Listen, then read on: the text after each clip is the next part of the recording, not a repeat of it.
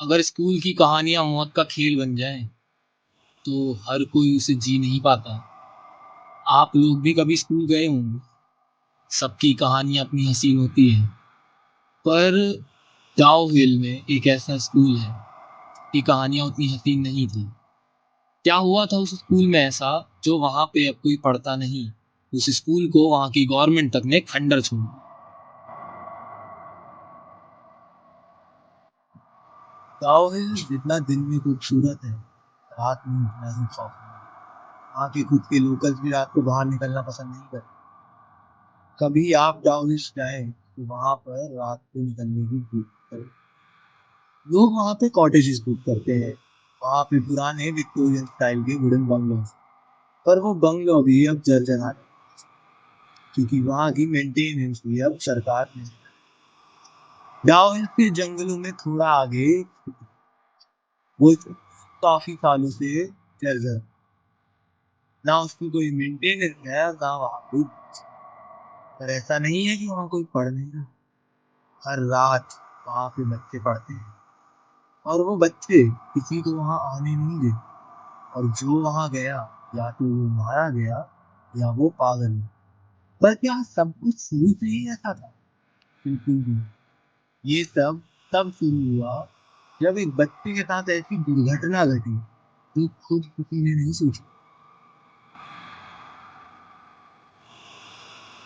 Dowhill school पहले boys elementary school था। शायद 1920s के आसपास इसे कोएड कर दिया, क्योंकि इसी के जस्ट पास एक गर्ल्स स्कूल है। दोनों को कंबाइन करके एक कोएड स्कूल का निर्माण। इस कोएड स्कूल में काफी बच्चे पढ़ते थे। वहां पे एक आतिश नाम का लड़का भी। आतिश काफी चुलबुला। रिकॉर्ड के अनुसार आतिश के लगभग सब दोस्त 1920s और 30s के रिकॉर्ड आज तक इस स्कूल में रखे हुए हैं। आतिश हर रोज स्कूल आता, और वो कुछ उन स्टार्टिंग के इंडियन स्टूडेंट्स में से एक था जिसने वो स्कूल ज्वाइन किया। पर फिर कुछ दिन बाद आतिश की डेड बॉडी मिली। स्कूल के बाथरूम में लॉग आतिश की डेड बॉडी को जब बाहर निकाला गया तो उसका सर ही नहीं था। जिस ब्रुटैलिटी से आतिश को मारा गया, उसका ना किसी को जवाब मिला और ना ही कोई कातिल। आतिश के सर को जंगल में फेंक दिया। पुलिस ने उसकी बॉडी और सर दोनों बरामद किए और उसका प्रॉपर अंतिम संस्कार किया। पर आज भी लोगों को आतिश दिखाई देता है। डाउ हिल्स में मौत की कहानियां काफी समय से चली आ रही, पर उससे भी खौफनाक है उसके पास की डेथ रोड। डेथ रोड इतनी डरावनी है कि लोकल्स वहां दिन में जाना भी पसंद नहीं करते। वहां पे जो गया या तो मारा गया या पागल हुआ।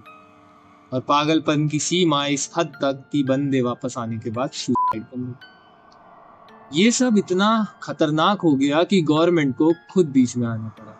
उन्होंने उस जगह पर बैन कर दिया। लोगों का जाना वहां पे आज भी लगा रहता है, पर गवर्नमेंट हमेशा यही कहती है कि वहां मत जाओ। कुछ लोगों ने रिपोर्ट किया कि वहां पे उन्होंने एक सर कटे बच्चे को घूमते हुए। लोकल्स का कहना है कि वो अपने कटे हुए सर को ढूंढ रहा है, पर हकीकत क्या है ये तो कोई नहीं जानता, क्योंकि जिसने हकीकत जानने की कोशिश करी वो वापस ही नहीं आया।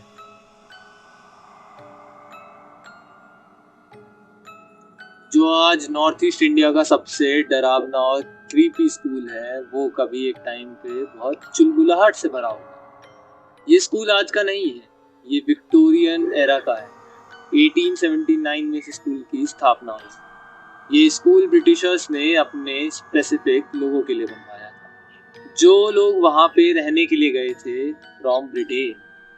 यहाँ पे रेलवे ऑफिशियल से लेकर उनके खुद के वर्कर्स तक सबके बच्चे इसी स्कूल में पढ़े। ये स्कूल देखने में कोई बहुत डरावना नहीं है। एक छोटी प्यारी सी बिल्डिंग और उसके चारों तरफ कुछ हॉस्टल्स, चारों तरफ एक पाइन फॉरेस्ट, और उस पाइन फॉरेस्ट के नीचे एक पहाड़। देखने में सब बहुत खूबसूरत था, पर वहां पे हर साल कुछ ऐसी मौतें होने लगी जिसका किसी के पास कोई जवाब नहीं था। ठंड इतनी खौफनाक पड़ती थी कि दिसंबर से मार्च तक 4 महीने तो स्कूल को बंद करना पड़ता, और बच्चों की इन मौतों का जवाब ना मिल पाने के कारण ही इस स्कूल को बंद करना। 150 साल में यहाँ हुई मौतों का जवाब किसी के पास नहीं था। कई बार कुछ मर्डर हुए तो कोई एक्सीडेंट, पर जितनी भी मौतें हुई सबको बस एक चीज से जोड़ा गया, डाउ हिल्स थी। ऐसा क्या था उस स्कूल में, ये तो अभी भी कोई समझ नहीं पाया, पर आज भी लोकल स्कूल से वहां पर कोई जाता नहीं, क्योंकि लोकल्स का यही मानना है कि वहाँ एक अननेचुरल एनर्जी जो किसी को जिंदा नहीं देखना चाहती आज भी है। कौन है वो और क्या है वो एनर्जी जो अब वहाँ किसी को आने नहीं देती? विंटर वेकेशन के टाइम स्कूल बिल्कुल सुनसान होता है। यहाँ पे शायद सिर्फ कुछ सिक्योरिटी गार्ड बचते हैं और कुछ लोकल। रात को 1 बजे के बाद बच्चों के दौड़ने की आवाज़ें आने लगती हैं। कुछ क्लासरूम में कोई रो रहा होता है तो कहीं कोई हंस रहा होता है। ये सब देखने में या सुनने में किसी मूवी की स्टोरी जैसा लगता है, पर जो टूरिस्ट भी यहाँ पे आते हैं उन्होंने भी सेम चीज़ फेस करी है। आज तक कोई पैरानॉर्मल इन्वेस्टिगेटर इस जगह को झुठला नहीं पाया। क्या ऐसा कुछ हुआ था यहाँ पे? क्या उस बच्चे की मौत या फिर ये अनकही आत्माएं जो यहाँ सालों से कैद है, क्या है इन सब का कारण? रात को आवाजें आती हैं जैसे हम यहाँ पर हैं, हमें बचा लो, या फिर बहुत ठंड है। पर ये आवाज़ों के पीछे जाने पर कोई नहीं मिलता, और इन आवाज़ों के पीछे जाना भी हमेशा अच्छा नहीं होता, क्योंकि कई बार आप भी नहीं मिले। लोकल्स हो या सिक्योरिटी गार्ड, वहाँ कोई काम नहीं करना चाहता। गर्मी तो फिर भी काटना आसान है, पर सर्दी की रात बहुत कठिन होती है। कई बार गार्ड ने बताया कि रात को 1 बजे के बाद उन्हें वहाँ पे कॉरिडोर में बच्चों के दौड़ने की आवाज़ें आती। ये कोई मामूली बात नहीं है, क्योंकि रात के समय वहाँ कोई नहीं होता। कई बार चेक करने पर भी उन्हें वहाँ कोई नहीं। किसी क्लासरूम से हंसने तो कहीं से रोने की आवाज़ आती। गार्ड ने खिड़की से कई बार झांका तो अंदर बच्चे दिखाई देते हैं, पर दरवाज़ा खोलने पर वहाँ कोई नहीं होता। आखिर ऐसा क्या है उस जगह पर जो अब वहाँ के खुद के लोग वहाँ पे नहीं रुक पा रहे हैं? और इन सबसे डरावनी चीज ये है कि वहाँ पे आतिश की आत्मा आज भी भटक रही है। कई टूरिस्ट ने ये रिपोर्ट किया कि दिन में भी उन्हें ऐसा फील होता है कि कोई उनके पास चल रहा है, उनके आसपास कोई नहीं होता, बस एक काला साया जो उनसे कुछ दूर में पेड़ों के पीछे से झांक रहा होता है। उन्होंने कई बार उसके पीछे जाने की कोशिश करी, पर वहाँ कोई नहीं। कुछ ने तो ये भी बताया कि उन्होंने आतिश की आत्मा को सर ढूंढते हुए देखा है, पर हकीकत क्या है वो तो कोई नहीं जानता। आखिर में ऐसा क्या है उस जगह पर जो पैरानॉर्मल इन्वेस्टिगेटर से लेकर वहाँ के लोकल तक कोई भी वहाँ की नेगेटिव एनर्जी के राज को पता नहीं कर पा रहा? टूरिस्ट के साथ घटी हुई ये सब घटनाओं के कारण ही उस जगह को और ज़्यादा हॉन्टेड माना जाने लगा।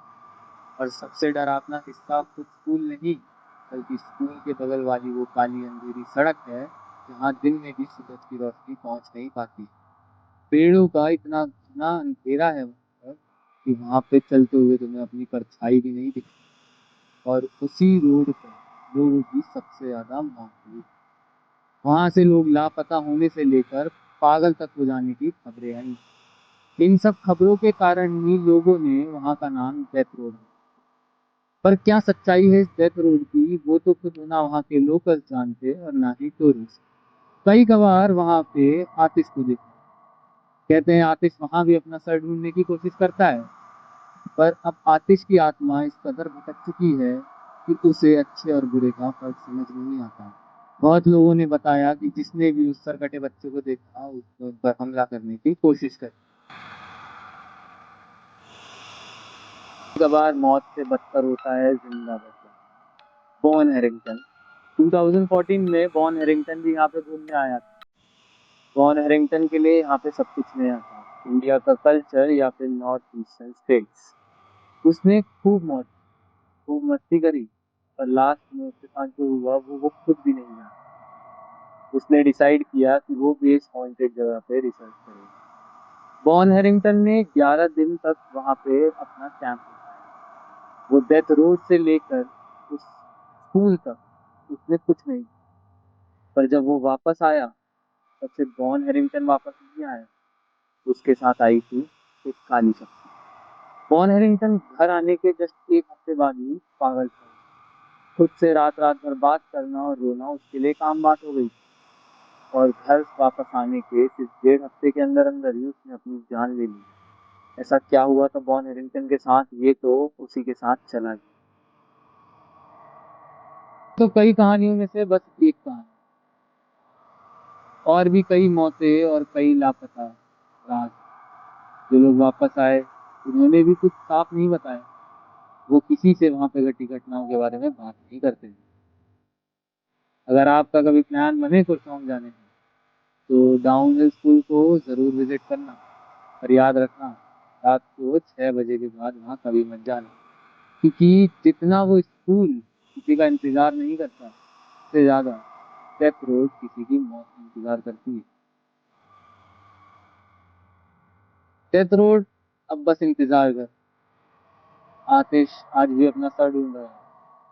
बच्चे उस स्कूल के कॉरिडोर में आज भी खेल रहे हैं, पर वो खेल अब जिंदगी का नहीं, मौत का बन चुका है। अगर आप भी कभी डाउन हिल जाएं तो ये सब बातें जरूर ध्यान रखें। पर क्या कोई डाउन हिल गया? और अगर गया है तो उसका एक्सपीरियंस क्या था? कमेंट में बिल्कुल बताइए।